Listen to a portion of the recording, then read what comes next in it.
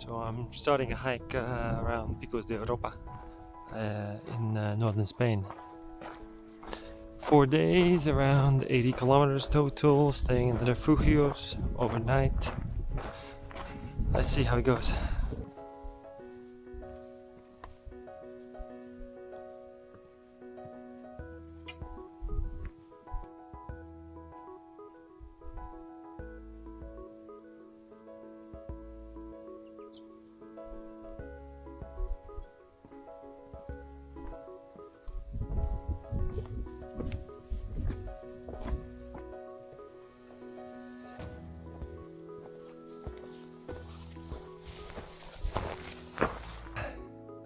So this is a little bit unusual for me. I'm going off trail. In theory there is a trail, but I can't find it.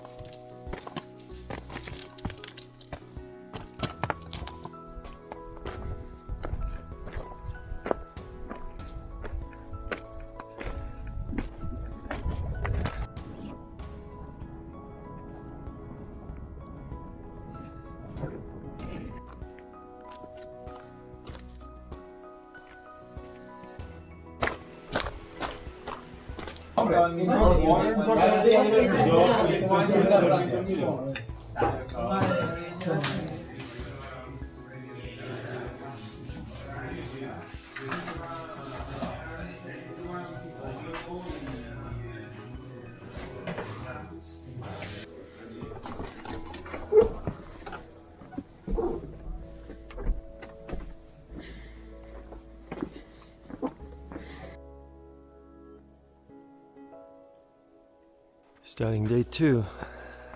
It stopped raining, which is good. I got soaked last night coming in.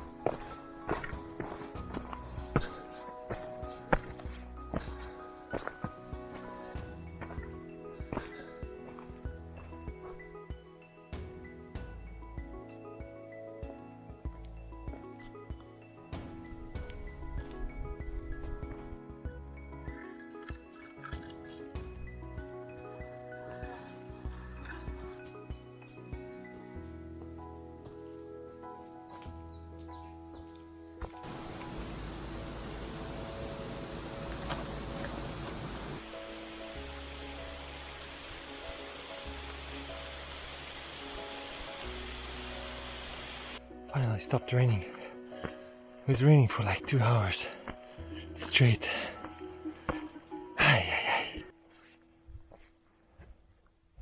2 kilometers left.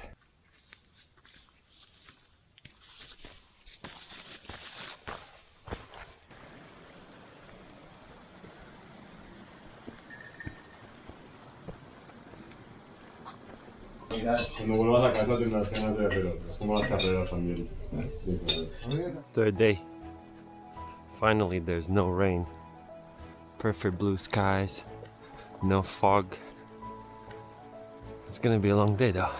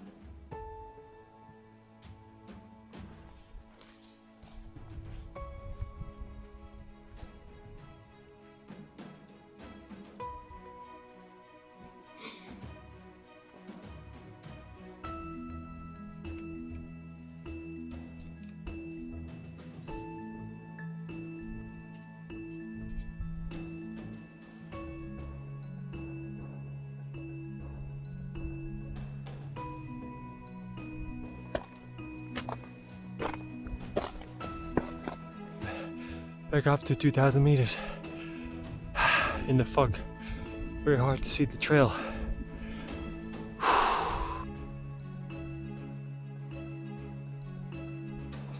3 hours just climbing peaks.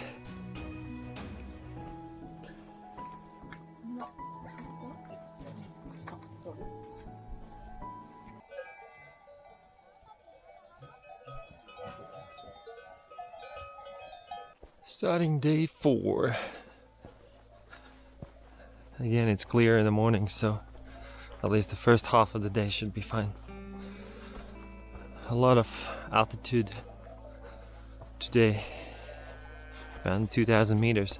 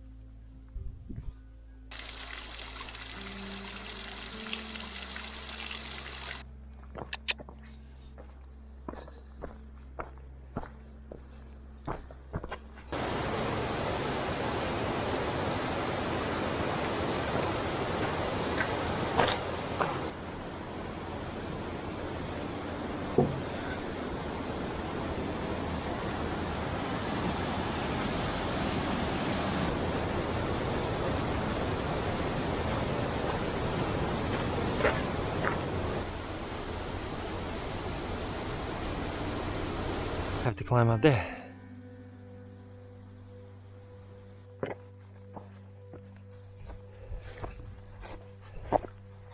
Have to climb down from there. Pretty sketchy.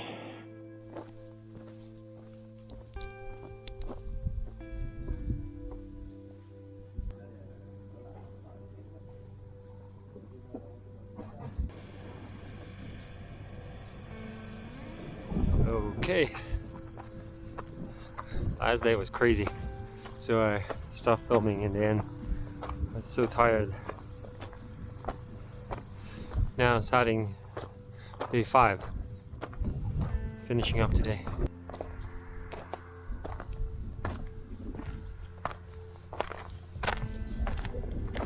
Going up there.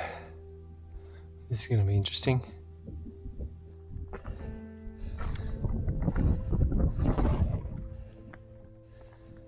That's it.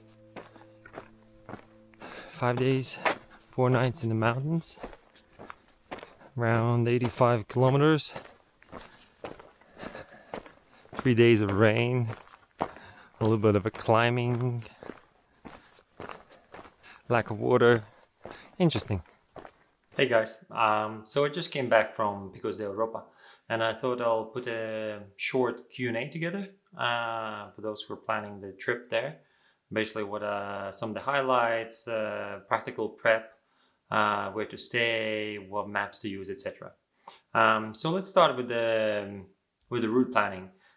Basically, yeah, Picos De Europa, there is a route that you can do probably 6 to 7 days, anillos, the rings basically of the highest peaks in Picos de Europa. But 7 days were too long for me, so I planned the route for 5 days, 4 nights, so kind of 4 full days of hiking in around 80 kilometers. So, because that was the time that I had, and staying every night in Refugio, so not bringing the tent, which saves probably a kilo and a half on the gear, and bring camera gear instead and the drone. So yeah, that's for the planning, and I used Maps.me, free application to plan the route from one refugio to another, and I started and ended in Fuente, which is a small village in the south of Picos de Europa. In terms of getting to the Picos de Europa, yes, you can take a bus, but probably by far the easiest way is to just rent a car and go by the car. Car rentals are cheap in Spain, and yeah, probably for 20-25 euros a day you can get a small car to drive to the starting point. You don't need to start in Fuente. I started it because Fuente is closer to the Madrid side, where I came from. You just need to get to one of the villages in close proximity to the Picos De Europa, like Sortes, or there are several actually around the whole Picos De Europa area. So go by car, but bus, you're probably gonna lose a whole day with the interconnections until you get to the starting point of the hike. In terms of costs, it's pretty cheap. If you stay in refugios, you can count it costs around 40 euros per day to stay in refugio, and for dinner and breakfast. And if you want to add lunch as well, so probably count 50 euros total per day. So 4 days, 200 euros. That covers all your sleeping and food costs. Basically, just bring your water. So it's quite affordable. Refugios, you can. There's a really good website specifically for Picos de Europa refugios. I'll drop it in the description. So if you're planning to hike in Picos de Europa, just go there and pre-book the refugios. At least, if it's in a high season, at least a couple, 2-3 weeks in advance. Otherwise, they get booked out because some of the places are pretty small. In terms of refugios that I stayed in 4 of them: Collado, Jermoso, Vega de Urriellu, Vegabaño, and what else? Vega de Ario. Vegabaño probably was my favorite. It was also the lowest refugio in terms of the altitude. It was just probably 1,400 meters in altitude, and there's a road relatively close by, so they can get the supplies with the car. So obviously the food is much better. There's warm showers, so it's actually the best place to plan it in the middle of the hike. If you're doing multiple days, and just have a really good shower and rest there in Vegabaños. And then Vega de Ario is also pretty decent. Urriellu is a really big refugio, probably the biggest in the area. And it's just too mass for me. Maybe you like that kind of stuff, but yeah, I think they have capacity for up to 100 people. In comparison, other places maybe have 20 spots or 30 spots max for people to stay overnight. But yeah, it's and probably the most picturesque is Collado Jermoso, which is also the highest one. It's really at the peak of one of the areas, and I think it's 2,600, 2,500 meters an altitude. So it's obviously pretty high up for the refugio. But the food is good there. The staying there is okay. The showers, yeah, they didn't have showers, they didn't have Wi-Fi, and the spot is really, really nice. In terms of gear, my gear probably was base weight was 6 kilos or so. So I would say ultralight relatively, because I wasn't taking the tent, but I was taking the drone and the camera. So obviously that adds the weight.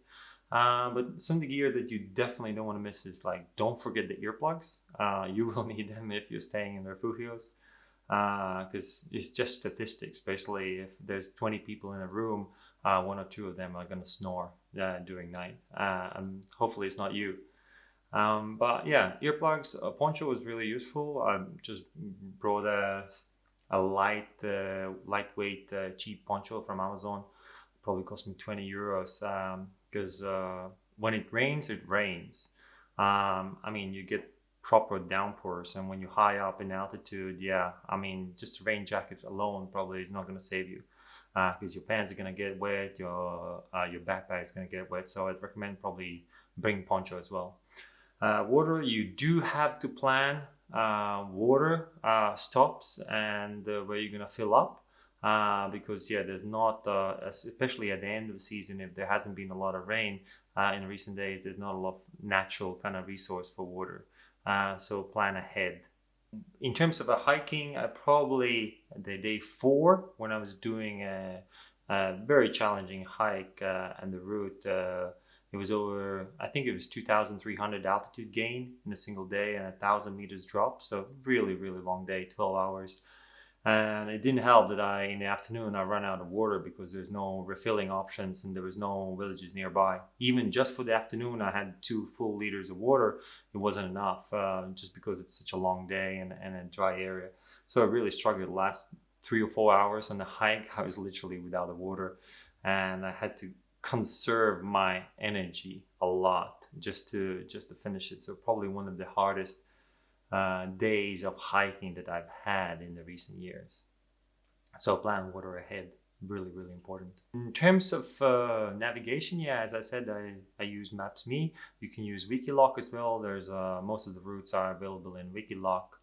All trails, some people use, especially Americans use All Trail because it's a bit more popular. You can use that too, but important to have an offline mode on your phone, I would say, because physical maps you have to consider there's a lot of fog, so sometimes you won't have clear natural reference points when you're hiking, because the fog all of a sudden comes up high in the mountain and you won't be able to tell the difference. I was even struggling with the phone, with the live GPS direction in terms of where to go, because the trail is not always super well marked, and some of the popular parts are well marked, but there are sections that you might go 5 kilometers with no clear marking, maybe only sometimes stone markings, and sometimes they disappear as well if it's a bit more challenging trail, like I had on day 4. And finally, just to wrap up in terms of highlights, I think what I liked, I really liked the mountain goats. There were way more mountain goats than the people in the Picos. And I think they called chamois, something like that, Cantabrian chamois, like a mountain goat and antelope. I saw hundreds of them, literally every single day. You'd see 10, 15 together, pools of 10 mountain goats together, and they're like animals just like roaming around and like letting you be, but it's pretty cool to see them in the background. So that was definitely my highlight, and not that busy. I mean, middle of September is almost the end of the season in Picos De Europa, so I definitely recommend probably September is a good time to hike, easier to get the Refugio space, and less people on the routes, and just really enjoy the nature. All right, I hope you guys found it useful, and go hiking.